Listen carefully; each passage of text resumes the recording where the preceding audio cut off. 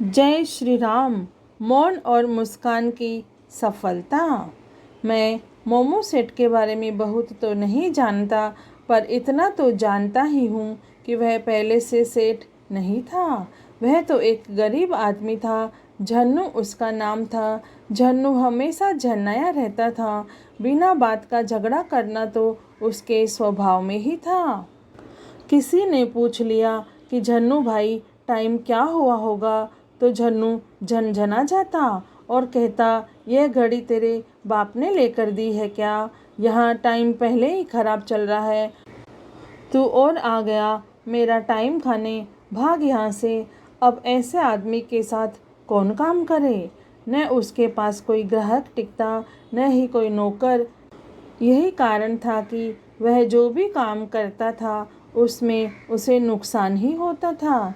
कहते हैं कि एक संत एक बार झन्नू के पास से गुजरे। वह कभी किसी से कुछ नहीं मांगते थे, पर न मालूम उनके मन में क्या आया, सीधे झन्नू के सामने आ खड़े हुए। बोले, बेटा संत को भोजन करा देगा। अब झन्नू तो झन्नू ही ठहरा। झन्ना कर बोला, मैं खुद भूखे मर रहा हूँ, तू और आ गया। चल चल अपना काम कर। संत मुस्कुराए और बोले, मैं तो अपना काम ही कर रहा हूँ, बिल्कुल सही से कर रहा हूँ। तुम ही अपना काम सही से नहीं कर रहे हो। झन्नू झटका खा गया। उसे ऐसे उत्तर की उम्मीद नहीं थी। पूछने लगा, क्या मतलब? संत उसके पास बैठ गए। बोले, बेटा मालूम है तुम्हारा नाम झन्नू क्यों है? क्योंकि झन्नाया रहना और नुकसान उठाना यही तुम करते आए हो।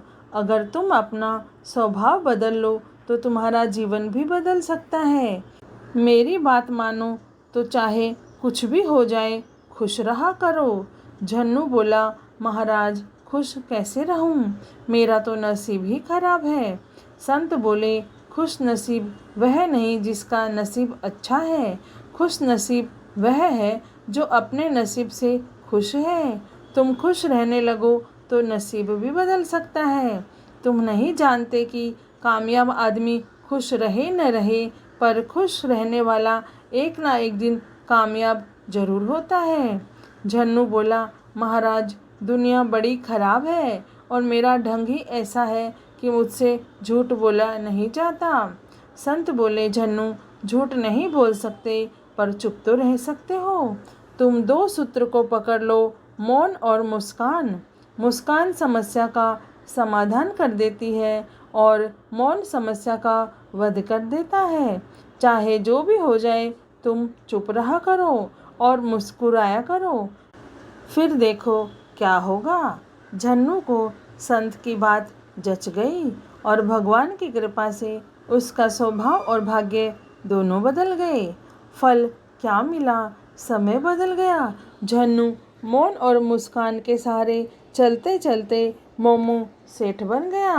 आप टेलीविज़न नहीं है जो आपका रिमोट दूसरे के हाथ में रहे।